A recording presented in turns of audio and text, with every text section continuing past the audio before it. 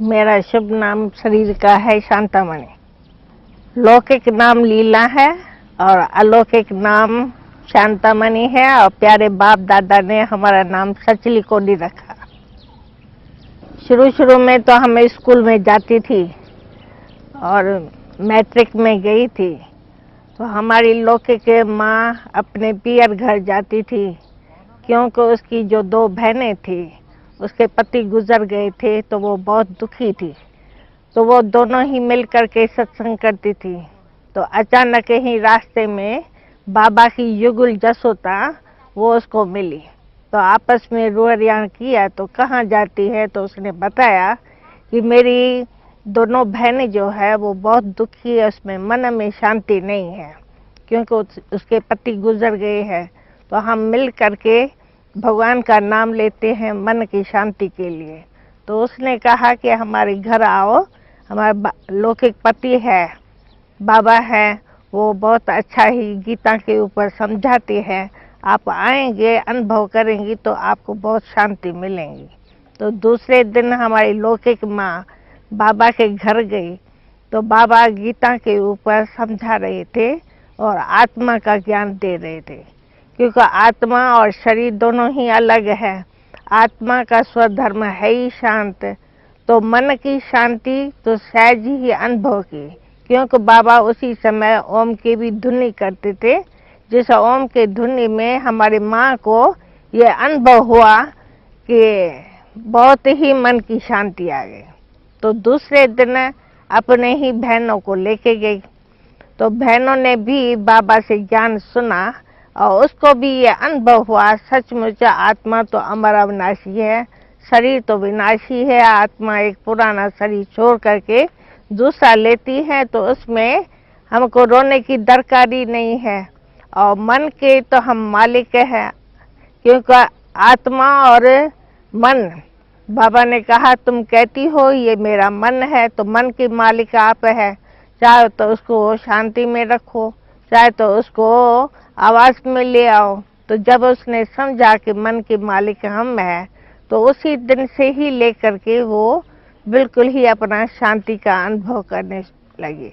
तो जब दुखी थी तो सुख शांति का अनुभव हुआ, तो उसने बहुत ही शांत से अपने अनुभव से देखा।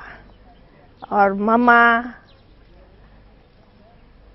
को मालूम पड़ा ये मेरी माँ कल तो बहुत दुखी थी और आज बहुत ही अच्छा अनुभव, सुख का अनुभव कर रही थी। तो मम्मा ने उनसे पूछा कि क्या हुआ। कहते हम सत्संग में जाते हैं, हमको बहुत शांति मिली है, और आप भी चलो, आप भी गीता का ज्ञान सुनो तो आपको भी बहुत अच्छा अनुभव होगा। तो दूसरे दिन मातेश्वरी, जिसको मामा कहते हैं, वो गई। उसी समय तो उसको राधे नाम देते थे। तो राधे जब गई और बाबा को देखा तो उसने ये अनुभव किया कि सचमुच ये तो मेरा अलौकिक पिता है। तो उसी समय से ही लेकर के मम्मा भी उसी सत्संग में दाखिल हुई। और उनके बाद बाबा कश्मीर में चले गए। तो कश्मीर में जब गए तो वहाँ हमारी लौकिक फादर जो है वो भी कश्मीर में पहुंचा था। तो उसने जब देखा, घूमते घूमते वहाँ पहुंच गया,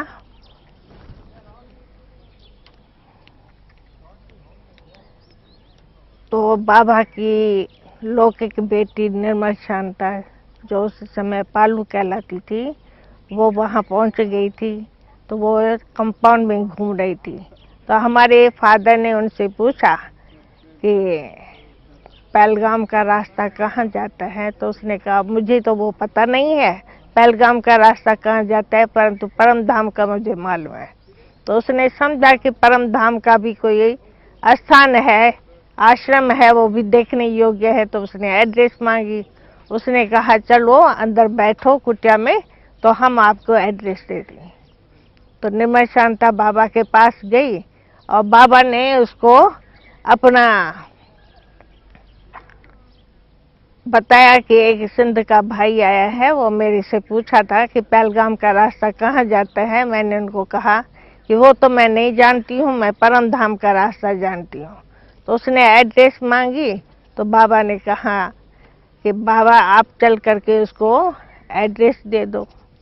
तो बाबा जब आए उसके आगे तो कहा, बेटा मैं तो तुमको 3 रोज से ढूंढ रहा हूँ, और सचमुच उसको कश्मीर में आए 3 रोज हुआ था।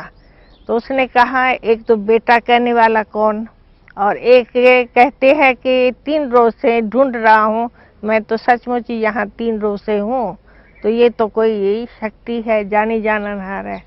तो कहा, बेटा तुमको परम धाम की एड्रेस चाहिए? उसने कहा हाँ। तो जैसे ही बाबा उसके नज़रों में देखा तो बस नज़र से न्याल हो गया, वो एकदम ट्रांस में चला गया।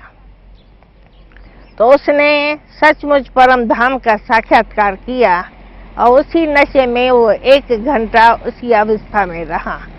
जब उसको ये नशा चढ़ गया, बाबा ने देखा कि इसको डोज मिल गया है, तो फिर उसको नीचे उतारा, और उसकी तो सारी सुध बुध भूल गई थी। तो बाबा ने कहा, नीचे उतारने के लिए, साकार में आने के लिए उसे पूछा, आप कहाँ से आए हैं? तो भी उसने कुछ नहीं बोला। फिर पूछा कि आपका घर कहाँ है? फिर उसने बताया कि हैदराबाद सिंध में है। कहा, आपके लौकिक परिवार वाले सब आते हैं, आप वहाँ जा कर के इसी बात को समझना। तो उसने वायदा किया था। तो जब वो हैदराबाद सिंध में आए थे तो उसने 1 सप्ताह का कोर्स किया।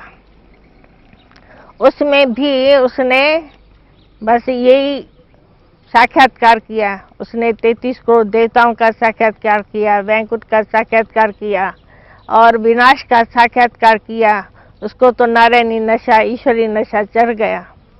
तो जब बाबा ने लौटा था कश्मीर से, तो उसने कहा कि अब पा लिया जो थाक पाना, काम किया बाकी रहा, परिवार भी इस ज्ञान में चल रहा है, तो क्यों नहीं ये सब सरेंडर बाबा को कर दे। क्योंकि उसको तो वही साक्षात्कार था, परमात्मा मिल गया। तो बाबा से लौटने के पहले ही उसने सब अपनी मिल्कियत वगैरह सब बेच बाच करके, जब बाबा कश्मीर से लौटा तो बाबा को जा करके दिया कि ये सब आपकी अमानत है, अभी आपको जैसे भी चाहे वैसे करो। मम्मा भले छोटी थी लेकिन गुणों से भरपूर थी। मम्मा की शौक था एक तो एजुकेशन पर, और एक तो म्यूजिक में भी होशियार थी, और डांसिंग में भी होशियार थी। तो सारे स्कूल में इसका नंबर 1 नंबर नाम था। इसलिए जब उसने बाबा का ज्ञान सुना, और सभी जो वहाँ भी माताएं कन्याएं आती थी, उनको साक्षात्कार हुआ कि ये तो लक्ष्मी स्वरूप है, क्योंकि बचपन से ही उसके गुण बहुत अच्छे थे। तो जब साक्षात्कार हुआ और सभी उसको माँ माँ कहने लगे, तो इसी से भी उसको भी निश्चय हुआ कि हम ही भविष्य में ऐसे बनने वाले हैं। तो उसी रीति से बाबा ने भी सारी ही उसे सत्संग की जवाबदारी उसके ऊपर दे दी थी, और उसे को संभालती हुई आगे बढ़ती रही। जब बोर्डिंग खुला तो भी बाबा ने उसको वही जवाबदारी दे दी, और मम्मा को भी पक्का निश्चय था, क्योंकि एक दिन बाबा ने इनसे क्वेश्चन किया था कि तुम जमाने की तरफ जाने चाहती हो या इसी ही विश्व के कल्याण के लिए निमित्त हो, तो मेरे को 24 घंटे के अंदर जवाब दो। तो 24 घंटे के अंदर मामा ने ये डिसाइड कर लिया कि मुझे इसी ही धार्मिक अवस्था में जाना है और सारी विश्व का कल्याण करना है। और उसी ही लगन से उसने ये सेवा आरंभ कर ली, और सभी उसको मामा मामा कहने लगे। साक्षात्कार हुए थे। मामा की एक लौकिक बहन छोटी थी जिसका नाम गोपी था। पहला साक्षात्कार उसको ही हुआ था। उसको देख करके ही हम सभी भी वहाँ गए थे, और अनेक आत्माओं को, कन्याओं माताओं को साक्षात्कार हुआ था। तो शुरू में साक्षात्कार की धुन से ये सारा क्लास जम गया था। और बाद में धीरे धीरे बाबा ने ज्ञान की गुह्य गोपनीय बातें सुनाई थी, जिसको सभी धारण करते। सभी को प्यूरिटी बहुत अच्छी लगती थी। पवित्रता का ही मुख्य फाउंडेशन था।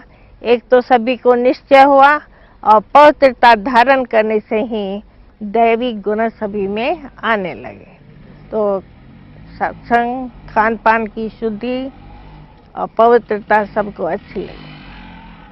हाँ, मेरे को भी शुरू शुरू में साक्षात्कार हुआ था, और वही साक्षात्कार श्री कृष्ण का दिव्य दृष्टि में हुआ था।